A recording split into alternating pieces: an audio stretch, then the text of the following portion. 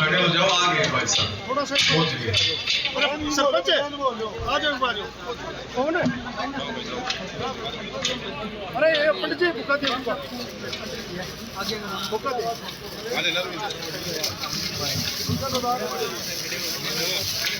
भाई दुष्यंत चौटाला जिंदाबाद भाई दुष्यंत चौटाला जिंदाबाद नारे बोलूंगा दो चार नारे साथ लिखवाना जगत ताऊ देवीलाल जी अमर रहे जगत ताऊ देवीलाल जी अमर रहे डॉक्टर अजय सिंह चौटाला जिंदाबाद डॉक्टर अजय सिंह चौटाला जिंदाबाद भाई दुष्यंत चौटाला जिंदाबाद भाई दुष्यंत चौटाला जिंदाबाद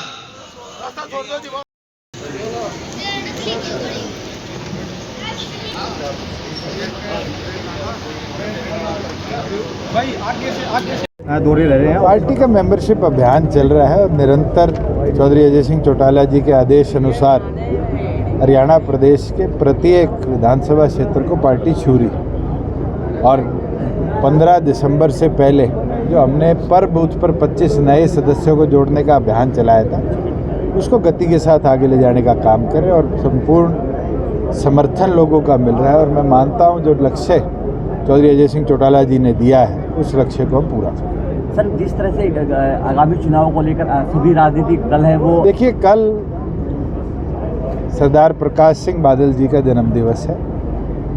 सरदार प्रकाश सिंह बादल जी की मूर्ति की स्थापना चौधरी अजय सिंह चौटाला जी डवाली बॉर्डर पर कर रहे हैं और उसके साथ ही सिरसा लोकसभा की नवसंकल्प रैली भी। और मैं मानता हूँ कि चौधरी देवीलाल जी का पहला स्टैचू सरदार प्रकाश सिंह बादल जी ने डवाली किलियावाड़ी बॉर्डर पर लगाया था।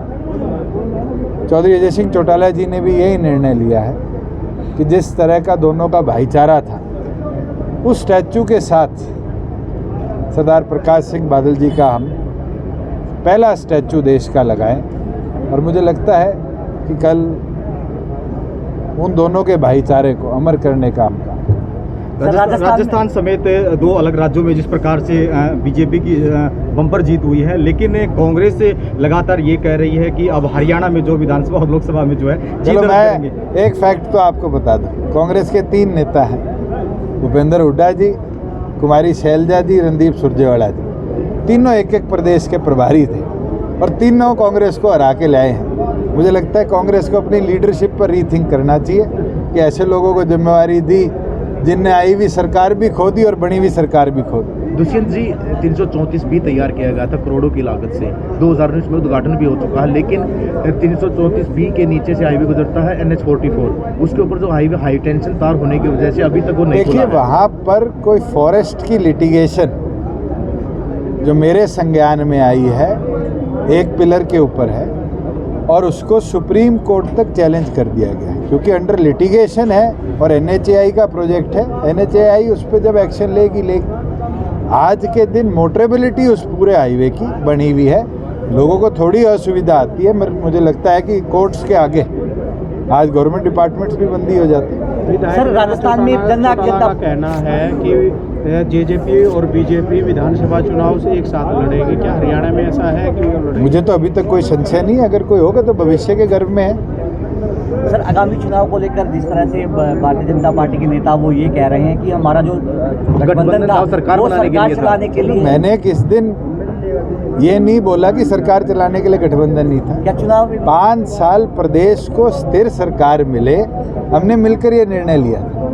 आगे तो पार्टियां फैसला करेंगी बैठ के कि आगे का भविष्य क्या होगा और मुझे लगता है ये फैसला NDA में होगा, लोकसभा चुनाव में हो या विधानसभा चुनाव में हो, कैसे गतिविधि आगे की बढ़ेगी। आज के दिन हमारे गवर्नमेंट फंक्शनिंग के अंदर तो कोई गतिरोध नहीं है और प्रदेश को हम आगे लेकर गए। अगर 44% GST की ग्रोथ नवंबर के महीने में आई है, ये मुझे लगता है सरकार की पॉजिटिव सोच की वजह से है कि हमारे टैक्स पेयर्स ने भी पूरी ईमानदारी के साथ प्रदेश की तरक्की में हिस्सेदारी दी। सर अब राज्यसभा सांसद दीपेंद्र हुड्डा का कहना है कि जेजेपी जिस तरीके से 5100 बुढ़ापा पेंशन और 75% प्राइवेट उसमें लेके आई थी युवा। चलो एक चीज़ तो मैं मान गया कि बाबू बेटों को और कुछ तो दिखता नहीं, जेजेपी दिखती है, 5100 दिखते हैं, उसके सिवाय उनसे पूछने का तो काम करो कि जो काम करे हैं, चाहे उसके अंदर किसान के फसल खराबे की पेमेंट डायरेक्टली देना और मिनिमम 15,000 करना, उनकी तरह 2 रुपये 5 रुपये के चेक तो नहीं बांटे सर, गोलियां तो नहीं मारी, लाठियां तो नहीं मारी। वो दौर भी हमें याद है भूपेंद्र हुड्डा के शासन का, जब हीरो होंडा में भी गोलियां चली थी, मारुति में भी बंदा मरा था, मास्टरनी भी उनके घर के आगे मरी थी, किसान को भी गोली से मारा था। मुझे लगता है 4.25 साल के शासन में तो ऐसी कोई घटना नहीं हुई। किसान आंदोलन जैसे घटनाक्रम के बाद भी प्रदेश में कोई हिंसक घटना नहीं हुई। और मैं एक चीज़ गारंटी दे सकता हूँ, जिन कंपनियों को इन बाबू बेटों की सरकार ने बजाया था, उन कंपनियों को तो हम वापस ले आए। इनको तो थैंक यू करना चाहिए कि खरखोदा बसा दिया, नहीं तो इस सोनीपत को उजाड़नी है वो लोग थे, अपना बोलते थे और इस सोनीपत को खोखला करते थे। सर राजस्थान आज हमने तो 15,000 करोड़ की इन्वेस्टमेंट के साथ मारुति को प्रेरित किया। अब एप्पल भी अपनी बैटरियां मोबाइल फ़ोन की जितनी है वो उस नूह में बनाएगी जिस नूह में किसान को 10 साल के धरने पर इस कांग्रेस शासन में बैठना पड़ा। तो मुझे लगता है इनको पहले धन्यवाद करना चाहिए, ना कि हमारी बुराई। सर राजस्थान की बात नहीं है, हमारा राजस्थान में एक कार्यकर्ता भी नहीं था। 20 साल बाद चौधरी अजय सिंह चौटाला जी ने हमारी ड्यूटियां लगाई, वहाँ पर जाना, 13 जिलों में कार्यकर्ता बनाना, 19 सीटों पर चुनाव लड़ना, 60,000 वोट लेने। आप भी पैदा हुए होगे, बच्चे थे, धीरे धीरे अडल्ट हुए, फिर बूढ़े हो गए। अरे अभी तो बीज बोया है, अभी तो पौधे का फुटारा आया है 60,000 वोट के साथ। पंचायती राज चुनाव है, लोकसभा चुनाव है, फिर विधानसभा चुनाव है। जेजेपी रुकने वाली नहीं है।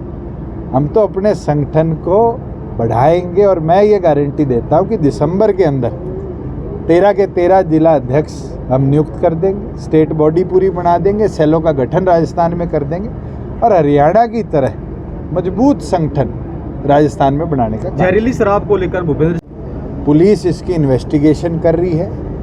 अभी विसरा की रिपोर्ट आनी है कि क्या वो जहरीली शराब थी या पानीपत से जब केमिकल आया सोनीपत में और लोग मरे थे, उस तरह का कोई केमिकल का सेवन था।